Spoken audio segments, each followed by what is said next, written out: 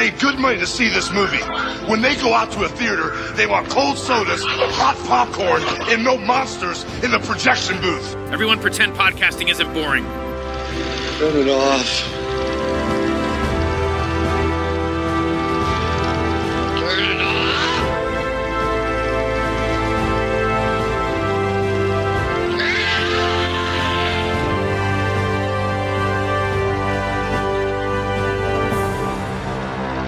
Ordinarily, I would not take it upon myself to endorse a motion picture.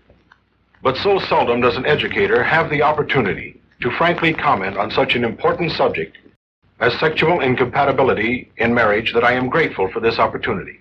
Now, here are a few preview scenes from a very significant motion picture.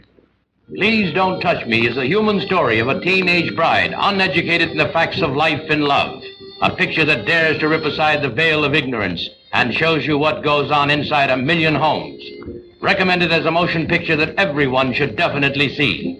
Professor Sam Hughes says, designed to both entertain and educate at the very same time. A beautiful young wife desiring the love and passion of a sympathetic husband, but who denies him his right when she says, please don't touch me. You'll see how a tragic raping experience in this young girl's life returns later to haunt the happiness of her married life until love relations are impossible. It isn't your being pregnant that worries me, dear. I simply wonder how you will be able to stand it emotionally. Mother, how many times do I have to tell you that I am not pregnant? Most men are brutes anyhow and only think of their own satisfaction, never of a woman's. Mother, I don't mean that. Bill isn't a brute. It's just that I don't enjoy our intimacy. I thought I would. And I believe I may have when we were first married. Please Don't Touch Me pulls no punches, calls a spade, and carefully considers subtle sexual problems that takes you back to the old days of Mesmer, who hypnotized his women into compassion. You'll see the ancient Egyptian sleep temples, where high priests treated the problem of frigidity in women by use of the love wand of Isis. These age-old rituals are clearly depicted in this picture.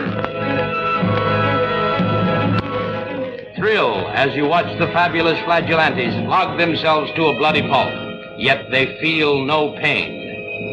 Witness the miraculous exhibitions of torture as the black fakir performs strange ritualistic feats. Then my feelings began changing, and I find myself not wanting him to come near me, and at times not even touch me. Do you love your husband? Here is a story of a torrid teenage bride with a heart of ice. I lit a cigarette for you. Here I go.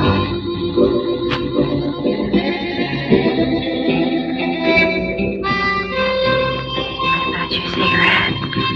Yeah, the cigarette.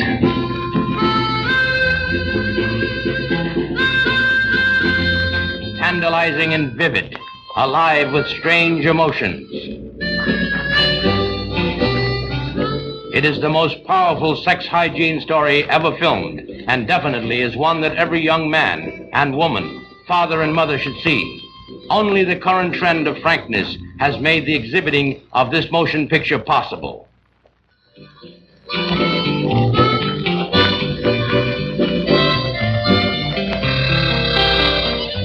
It is action-packed, yet warm with human relations, clean morally, and most important, educational. Make a date to see.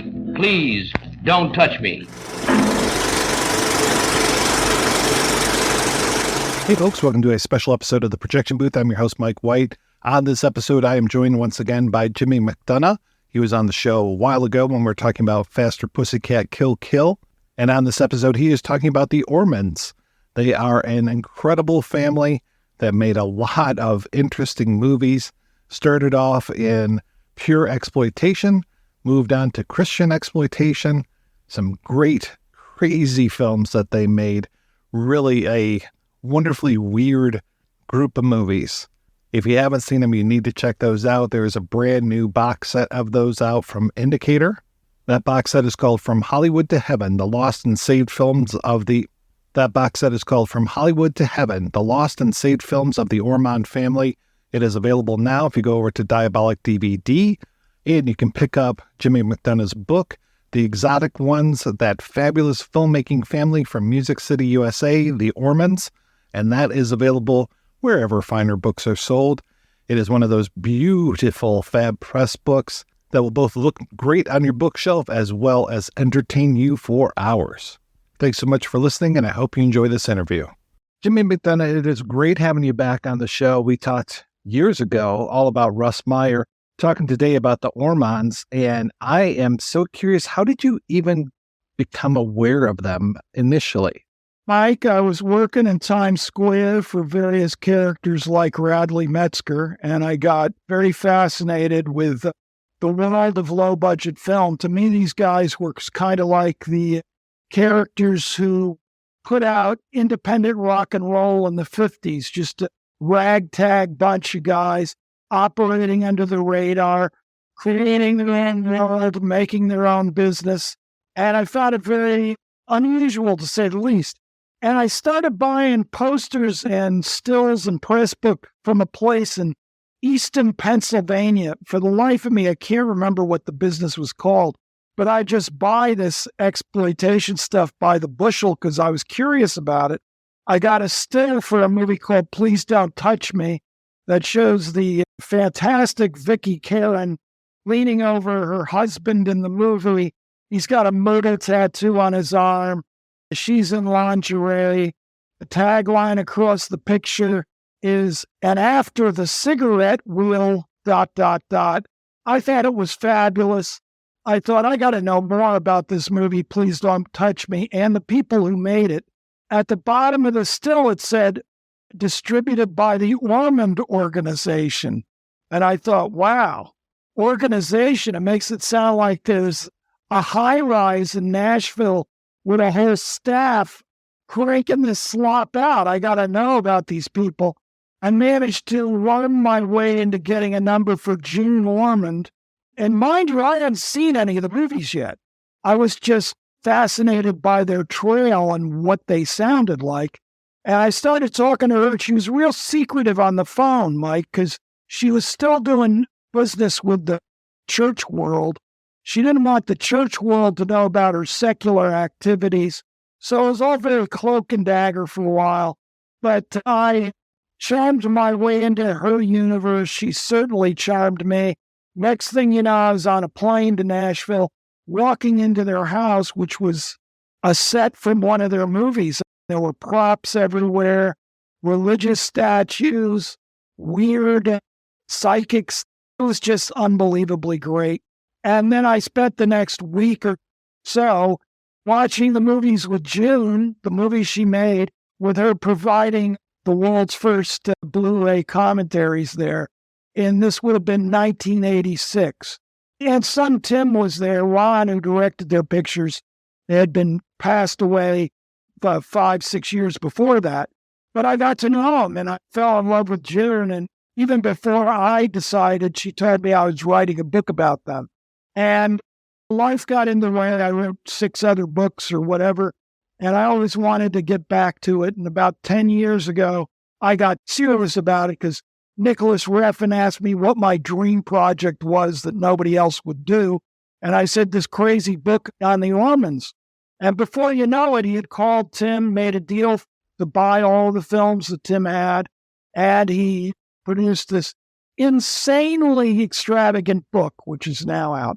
It looks amazing. The book looks fantastic. The movies, I've never seen them look this good before because I've seen a lot of these, and I came to them the other way. I came to them through the religious pictures and then found out that they did the exploitation stuff.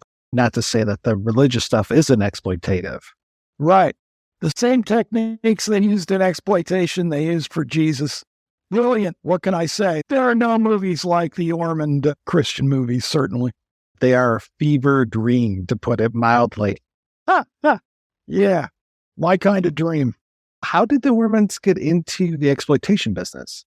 Ron and June started in vaudeville. They were vaudeville partners. They took their show on the road, and they started taking Western stars out and exploiting them for personal appearances. We're talking about Sunset Carson and Lash LaRue. And through that connection, they met primarily Joy Houck and Frances White. And they wanted to get into pictures. Ron wanted to make pictures. And they started cranking out these low-budget Lash LaRue Westerns. And that's how the whole thing started. June ended up being the distribution arm of the Ormonds and did an incredible job selling the pictures. And all three of them, June, Ron, and their son Tim, ended up being in the movies, which is just fabulous. I love that you start the book with June, and it's so much her story, and that you really focus on her so much. And it's great because normally it's, oh, and the wife, but you make her the star, which is wonderful. Oh, she's the star of the book. She's the reason the book exists. I dedicated the book to her. What can I say? June was showbiz incarnate, and she's the great guide, particularly in the earlier part of the book. She just has plenty to say about everything. I love her to death. I wish she was here. She's a far more entertaining interview than I am, and she'd have you on the floor in stitches within 5 minutes. But I just hope I got some of that flavor in the book so people can remember and savor the show business wonder that was June Ormond. I think you do. The impression I get is that the woman was a firecracker. Hey, man, she was the only dame who had an ongoing account at Shoney's. Shoney's is like a restaurant, for those of you who don't know, that was like Denny's or IHOP. It probably still exists. And she'd walk in like the Godfather, and they'd all tend to her, and she ran a tab there. Many of the interviews of the book were done at Shoney's. So you said that you met her in 86, and obviously you weren't working on this the entire time, but this must have taken a long darn time to put together.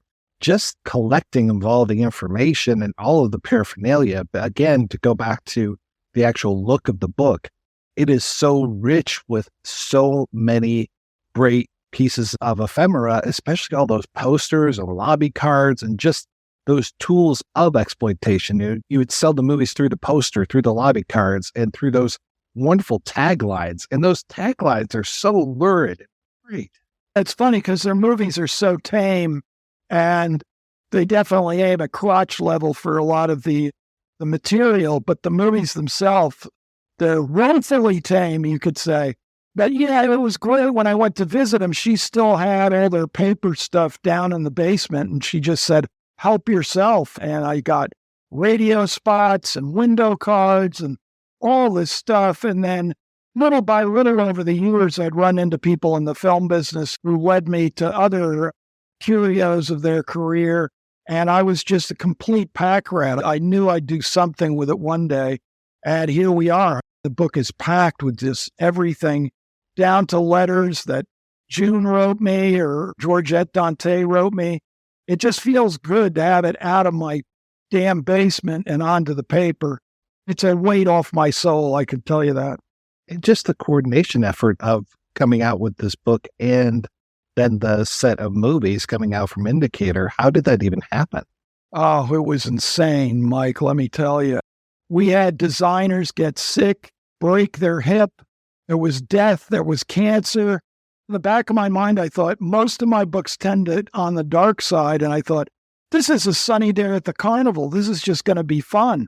This book nearly put me into the ground. I cannot tell you. There was so much intrigue and problems and delays. And I was definitely hands-on during the whole design. I had a real sharp feeling about the way the book should look and what it should reflect. So there was that. And then at the tail end, I said to Refn, we really should put the movies out on Blu-ray. It would be the perfect complement to the book. And he'd never been crazy about physical media. He liked having it on his website, currently being redesigned. This is Nicholas Refn, the director who fit the bill for this extravagance of Ormondia that's out there, the Blu-ray set and the book, with Indicator, of course, a UK label.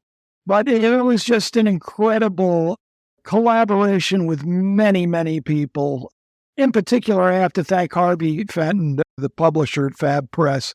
The guy never misses a detail. He's just on it like some sort of gumshoe detective. He doesn't miss a beat.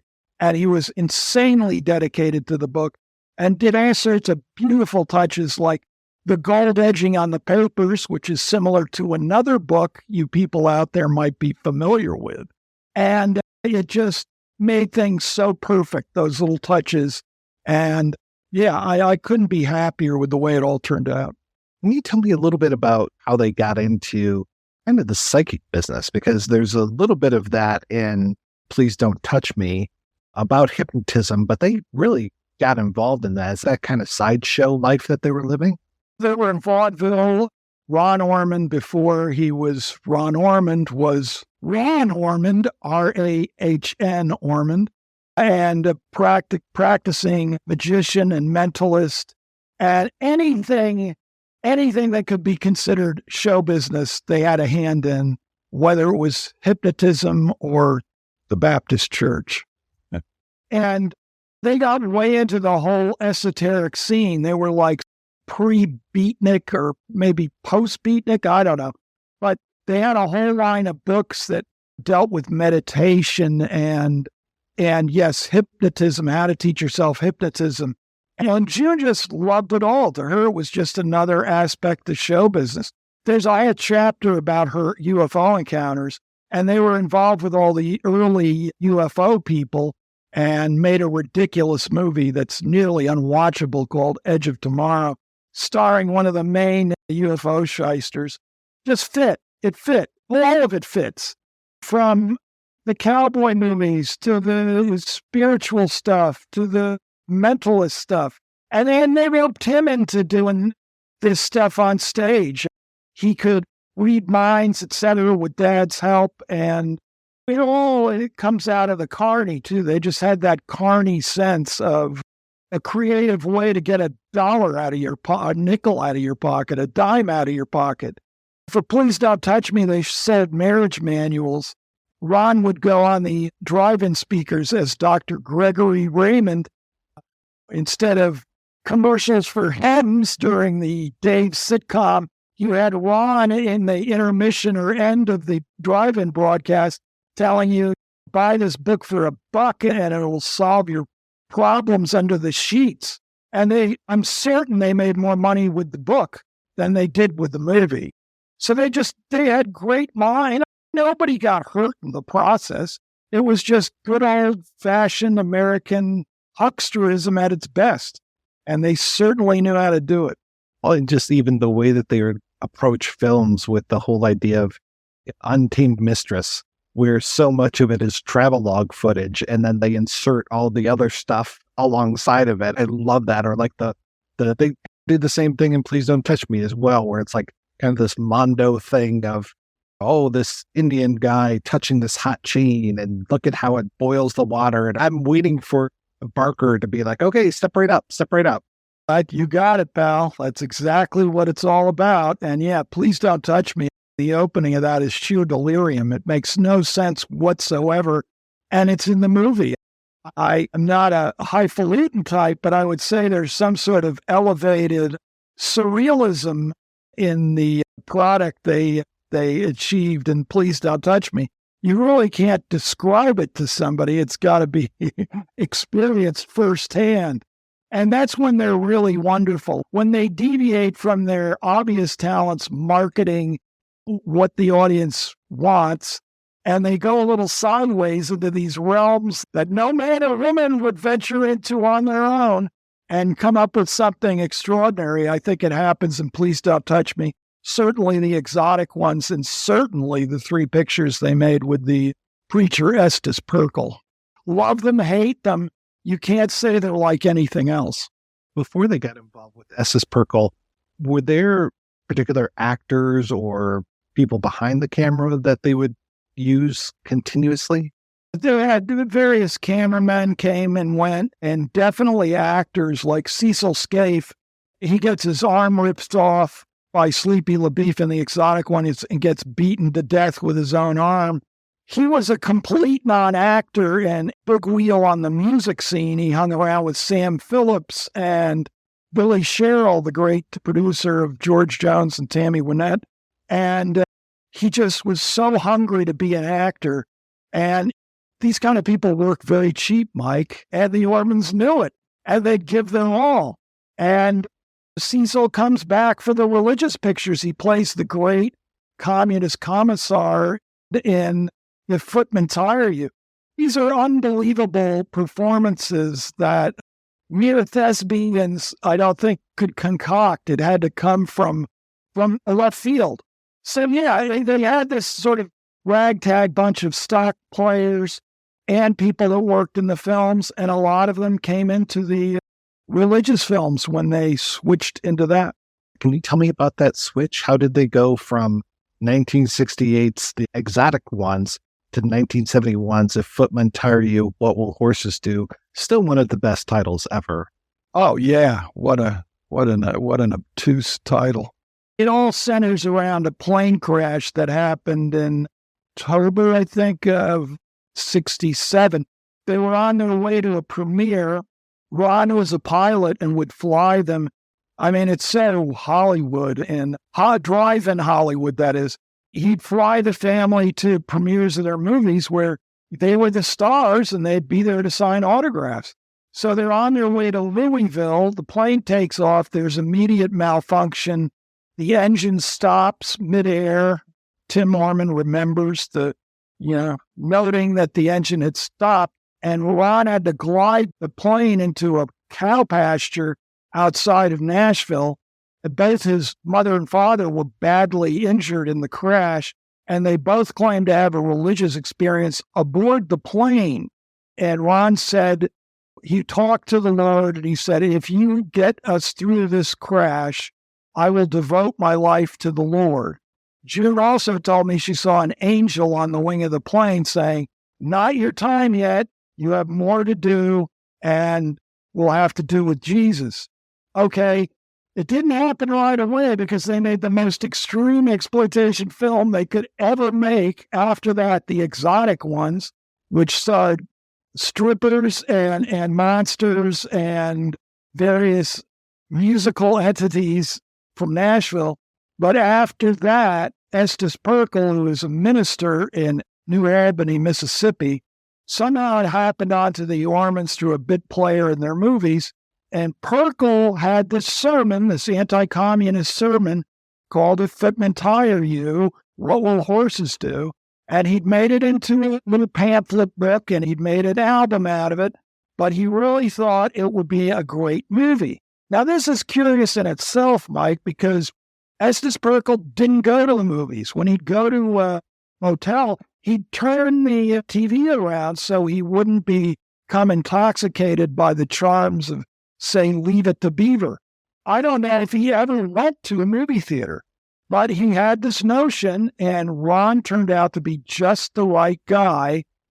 He had this very feverish sermon, and Ron applied all the exploitation drill buzzer effects to get this sermon over to the people.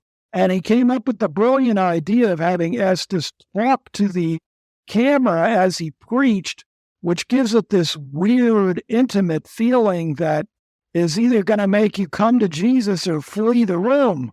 And there's nothing quite like it. And of course, there was a lot of gore in the movie because Perkle felt that the communists were going to annihilate godless Americans. So you see piles of children bloodied and thrown in ditches. And his own son plays a character who defies the commandant and gets beheaded in the film. It's so unbelievably extreme. And there's a certain passion to it. You can feel Ron just embracing this whole thing and really going for it. I think it's his greatest movie, personally. Again, I'm repeating myself, but there's nothing like it in the history of film. Certainly. What kind of person was Estes Perkle other than being very not tempted by Leave It to Beaver? It's funny because I found out that he was a great practical joker, that he liked to play jokes on people, and he was really good-natured. he comes across in the movies as very kind of dour and heavy.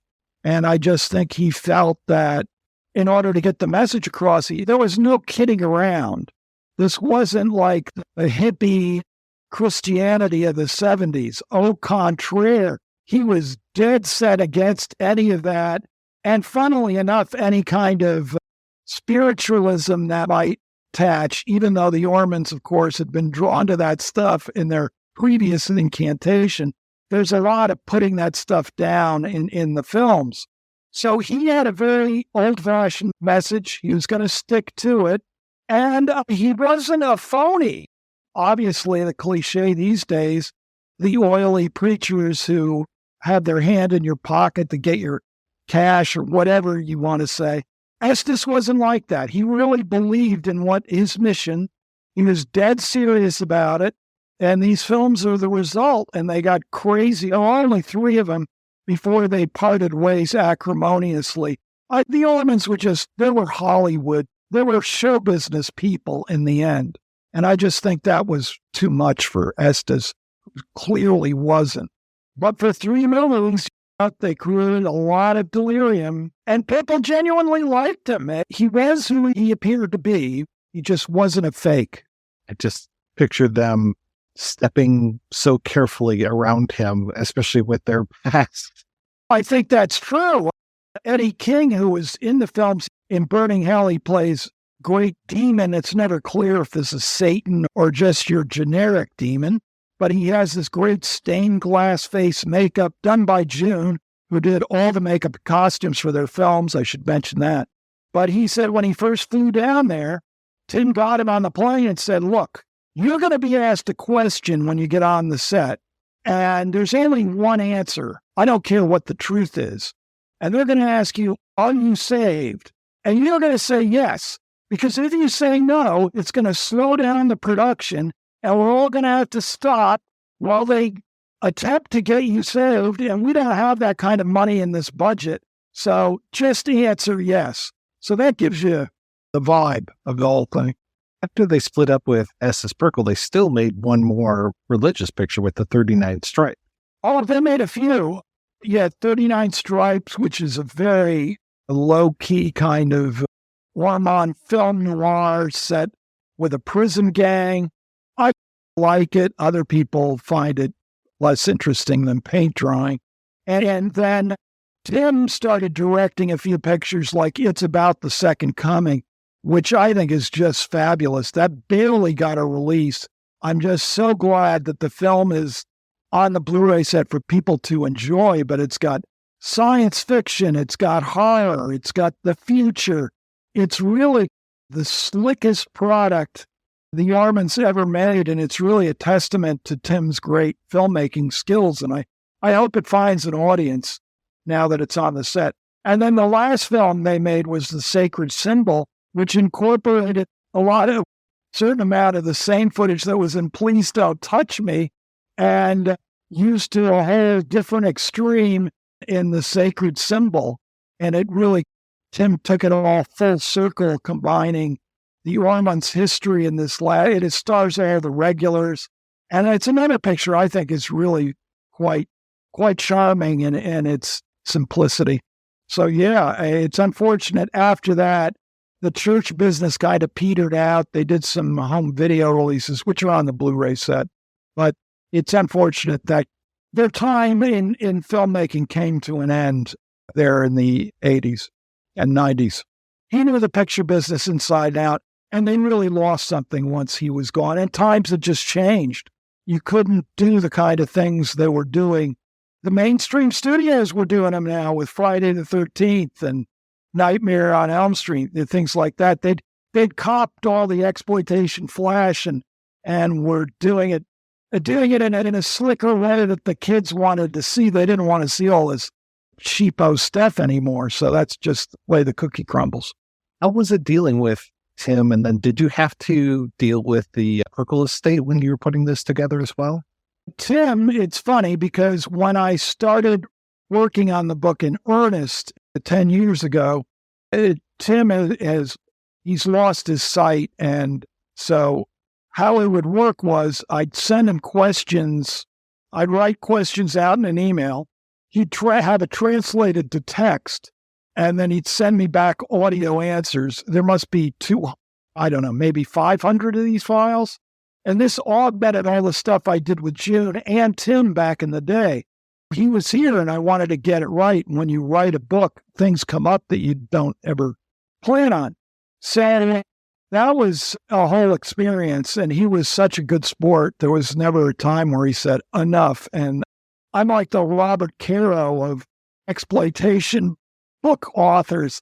There's no detail that's too insignificant to explore. And then through Nicholas, he ended up representing the films because Greg Perkle made a deal with him to exhibit the films.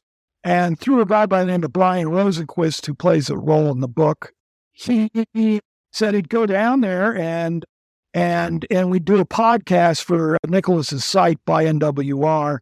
And I got to meet both Ann Estes' widow, who's still alive then, and Greg. They couldn't have been more gracious. They answered all my questions. And I always felt it kind of funny because I was in the Ormond camp, and they did have a bad split when they ended their association. But all along, I've been forgiven or forgotten, and they were tremendous. I can't say it. This is a book full of great people. It was just a thrill hanging out with all of them. I can't even imagine the stories that you can tell just about the times that you had. Here, I'll tell you one. I left this out of the book. I don't know why. At the end of our time together, June had shown me all the movies, and she started asking me if I was saved. And I wasn't. And she reeled it on thick in that Gregory Raymond way. It was like, you might want to think about it, James. And I got on a plane with my then girlfriend, Carol Nixon, who was wearing a big blonde wig. I can't remember why. But we were flying back, and she had a terrible fear of flying. And it was a terrible flight. We were both white with fear because there was so much turbulence. And all I could think was, June's revenge. I didn't get saved. Look what's happening. I bet. I had my moment. I was on a plane just like them, and I didn't take up the invitation. Needless to say, I had a fear of flying that was only cured years later when I wrote a book about Neil Young, and he made sure every interview was done on an airplane. So it was do or die, and now I have no more fear of flying. I was so sad when I was watching the movies and they would have the title cards that would come up, especially the ones where it's like the original elements were damaged in a flood from 2010. And that must have just been so devastating. Oh, are you kidding me? Yeah. Now, imagine, man, if we had had the negative for Please Don't Touch Me, it's got that florid hothouse color. And if it had been precisely monkeyed with in the right fashion, we have a great archivist who's involved in the restorations, Peter Conheim. Turn that guy loose and his team on that, it would have been a thing of beauty. As it is, it's much better than, as you've noted, in any other presentation.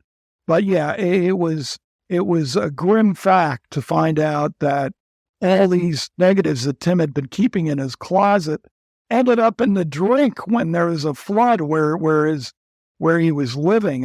But we did our best. We hunted down prints, and there are not a lot of prints of Ormond stuff that has survived. But we chased down every lead, investigated every possibility here around the globe, and thankfully, some of the stuff, like the version of Edge of Tomorrow, that's from my own VHS tape because there's no other source. So when you see all that fuzziness, it's because there's nothing else to go off of. But it's great because Anna's history that was so close from being completely lost, and let's face it, is a rather obscure corner of even the exploitation world, has now been exalted to its certain and undeniable place in history. And man, I couldn't be happier. And I'm just so glad that Tim is here to recognize the tribute paid to his family, his mother, and himself. After you put together this incredible collection of the movies and the book, where else can you go? What else can you do after this? Retire. Actually, I'm 70% of the way through on a book about Gary Stewart, honky tonk singer I was pals with. And that book I also started in 86. I'm really starting to feel like mortality is, the Grim Reaper is tapping me on the shoulder to have these weird projects that I started at the beginning of my career finally being finished, but I'll take it. You said that the NWR website is being redone right now. I love the work that you guys do on that, and so many, again, great titles that I've been able to see through that I've never been able to see before. It's been terrific. Oh, yeah, that's a whole story unto itself. Nicholas and I and our various obsessions.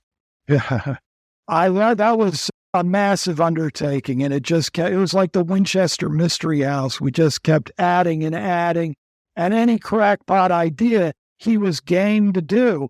Well, we did this thing on Dale Berry, who was a very obscure Texas auteur of very grimy exploitation. And I found all the women who had been in the films, and it turned out they all had lived kind of superstar lives off the radar. For example, we went and found Beverly Massey, who starred in a picture called Hot Blooded Woman. And she's also famous for being a Christian ventriloquist who works with a puppet called Eric. And so we went down, and before I know it, she's got Eric out of the box, and Eric's insulting me as she's talking to me. And I'm thinking, my God, I've died and gone to heaven. This is so fantastic. And she sang songs, and not only that, Mike, but was shot by Magilla in 3D. So people can don glasses and see this 3D content on their computer. It's just the kind of crazy stuff that only Nicholas and I would dream up, and I'm so glad that all that took place. And yeah, they're working on a new design. I hope it. I did a lot of stuff for that site, so I hope it's back up sometime this fall. So you're working on this other book now. Do you have any future plans for other things that you need to wrap up before you hit that retirement? Before June comes and takes me away to my fate? Yeah, for instance, Jack Nietzsche, the great arranger, composer, movie score, he put his whole life up for me on tape, and that's just been sitting there waiting, and I feel very guilty that I never got back to Jack's book. So there's that. I'd like to do a collection of all my articles that are on by NWR that I did for the Village Voice, Film Comment, various other places. I'd like to have all those in one place. And as the cliche author statement goes, I've been working on a novel, which is about all these obsessions we've been talking about. And that would really be the icing on the cake if I can get off my tuchus and finish that. We'll see if that ever happens. Seems like you got a few things keeping you busy right now. Oh, I got plenty to do. I just got to put on my Gregory Raymond hat and talk people into fitting the bill for my obsessions, one way or another. You should be really proud of yourself for all the work on the Ormond stuff, and just the results are remarkable. All I could say is thank you, June and Tim. They made it possible. And as Tim said to me, and he gave me a quote that we used for the title of the Blu-ray set, and that was From Hollywood to Heaven. And I just thought, oh, that's so beautiful. Tim just wrapped it up. And I'm just honored and thrilled to have known the Ormonds. I hope I spread a little of their magic that has been in my life through the book and the Blu-ray set. I'm just glad it exists and somebody appreciates it. Thank you, Mr. McDonough, for taking the time to talk to me. I really appreciate this. Thanks a million, Mike. Anytime. I'm around.